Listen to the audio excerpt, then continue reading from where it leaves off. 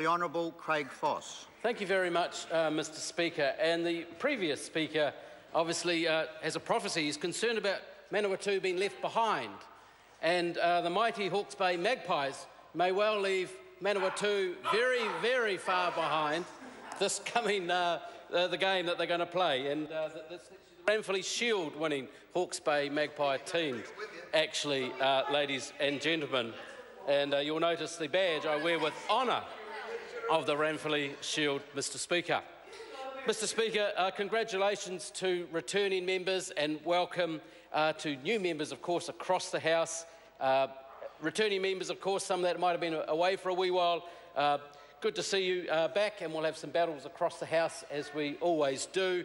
But those members and colleagues who I value the most are those that I can go have a beer with after and talk tactics and talk rugby and things like that and get on with the real job of governing the country, Mr Speaker. I do enjoy that kind of company. I do note, though, Mr Speaker, that particularly a message for some of our new MPs here. I noticed they were listening, it'll probably only happen once, but they were listening quite intently to Mr Peters earlier when he was giving his dissertation.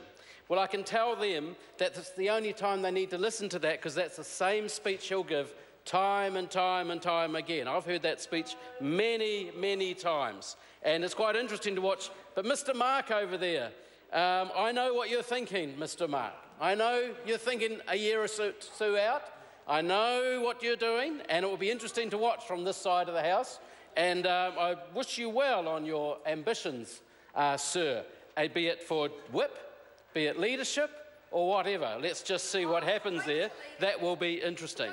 Mr Speaker, I also acknowledge your election and appointment as Mr Speaker, the Deputy Speaker, and of course the Honourable Chester Borrows, our first glorious National Party class of 2005, to sit in the Speaker's chair, and I'm sure Mr Honourable Chester Borrows will always be well prepared for any emergencies as they may arise. Can I also acknowledge a particularly very good speech, a moving speech from Mr Kelvin Davies earlier that speaks to the heart, I think, of why many of us are here, what drives us, and there's a lot beyond that than law, legislation, regulation. There's love, there's passion, there's concern, and an outright focus on a better New Zealand for some of those that have no idea how good things could be and stuck in very unfortunate circumstances. So I salute you, actually, sir, for what you were saying earlier. Can I also thank my Tuki Tuki team? This is the first opportunity I've had to speak in the House, of course, since the election. We did very, very well in Tuki Tuki, Hawke's Bay, home of the Ranfurly Shield. My campaign team, a National Party team, did very, very well there, Mr Speaker. In fact, in Tuki Tuki, we achieved the highest National Party vote ever. And in fact, across Hawke's Bay, we achieved the highest National Party vote ever, Tuki Tuki in Napier. Over 36,000 voters voted for the policies of the National Party and now the National Government. I make that point, Mr Speaker. In fact, we increased the Tuki Tuki party vote by about 1,000 votes this election.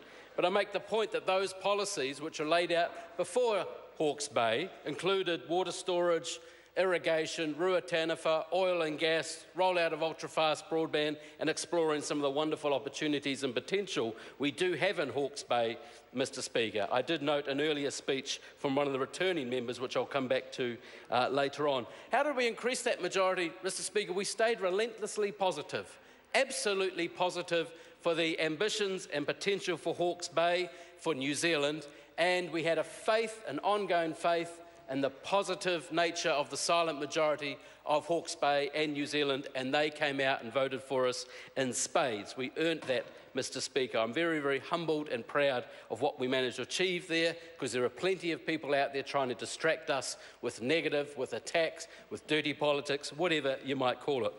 In fact, we had a very, very motivated team. And one thing that motivated our team more than any other issue in the election or any other incident, and in fact I'll allege motivated many, many voters to actually make sure they voted and their vote counted, was in fact one night when we got a huge amount of our billboards smashed, hammered away, graffiti, destroyed. There was no pattern to it, it was everywhere, absolutely everywhere. And at the time, it knocked our team round a fair bit because we raised a fair bit of money to do that, Mr. Speaker. But that motivated not only our team to do more, and to absolutely win and win well across Hawke's Bay, also motivated voters who saw the danger of anti-democratic, disgusting, disgraceful tactics which were brought and arrived into Hawke's Bay. So the member over there may be interested in the purely coincidental nature, I think, of that was the night that the Internet Mana Party had a meeting in Hastings, which is an interesting coincidence, I'm sure. I noticed, and I acknowledge and congratulate Mr Nash for his win in Napier. He's back now. I did note his speech earlier, so well done him, and I wish him well in his tenure as an MP. Of course, I'll be doing my thing on my side of the political fence, but I'm sure we'll have some common ground in some things. But I do note one thing with Mr Nash. He did run a very good local campaign, a very good localised campaign for, as he said, a couple of years or so, and it's probably about right, a couple of years, very local campaign. But I was quite interested, like 5 minutes after he won the seat, he was talking about being leader. And then not too long after that, he was talking about not being leader. And then he was going on all the chat shows and the talk shows, and then he was going to be in the mix again for being leader, and then he wasn't going to be in the leader, while at the same time being the local guy 10 minutes after or so winning Napier. So that was an interesting observation, I would humbly say, Mr Speaker. But I do wish him well, and we do seem to share many acquaintances or people that I know, in fact people from my electorate, such as Mr Simon Lusk actually lives in the Tugi electorate, as does Jordan Williams, comes from Hastings, and I'm quite interested that we seem to know certain people. I was quite interested. Well, I don't know, I haven't looked up my own name in it, but I might look up his. But anyway, I do find that interesting. But actually we saw tonight, I thought, Mr Speaker, or earlier on, probably one of the an interesting Labor, the speech from Annette King. Actually, I think Annette King and Calvin Davies should run as a team, because that was one of the better Labor acting, deputy leader speeches, or whatever she is at the moment. But actually, the way that was delivered, the support from her colleagues, haven't seen that in a long, long time. So quite why she isn't in that mix, I don't know. But that was a very, very good speech. I do note, and to be fair again, I'd just like to acknowledge, it may be surprising to some of my colleagues, David Cunliffe, because not many people, regardless of your politics, get to lead a political party and to have a go to be Prime Minister. So regardless of the result, I acknowledge anybody and I acknowledge him for what he went through to try and become the Prime Minister of the country. I think that's the right thing to do, and I wish him well with whatever he chooses to do after this. But we do have an interesting contest over there, Mr Speaker. We have Mr Parker, Mr Robinson, Mr Little and the Maina Mahuta. Very interesting, and we'll watch with interest as we pull the popcorn out of the pot. We saw this, you know, when the Labor Party changed their voting procedure a year ago. I watched Mr Hipkins and I watched Mr Mallard, the Assistant Speaker now, Mr Mallard, actually, at the time on TV, running around their conference trying to stop this new process, because they could see how it was going to play out, and it's playing out right now. And quite interesting, and you know, we're quite happy over on the next side here to watch that play out in public, the contest of these four people who all choose to be, or think they could be, the leader and the Prime Minister of the country one day. We will watch with interest. I'm sure it'll be very, very interesting. One thing, again, the speech from the previous member, I'd heard that speech before. It was Labor Party's campaign speech around the hustings. I'd heard that one in Hawke's Bay. Well, a couple of points in Hawke's Bay. Opportunities, 200 new jobs with Kiwibank and Hastings. 200 new jobs. Ultra-fast broadband across the country enables those jobs, Mr Speaker.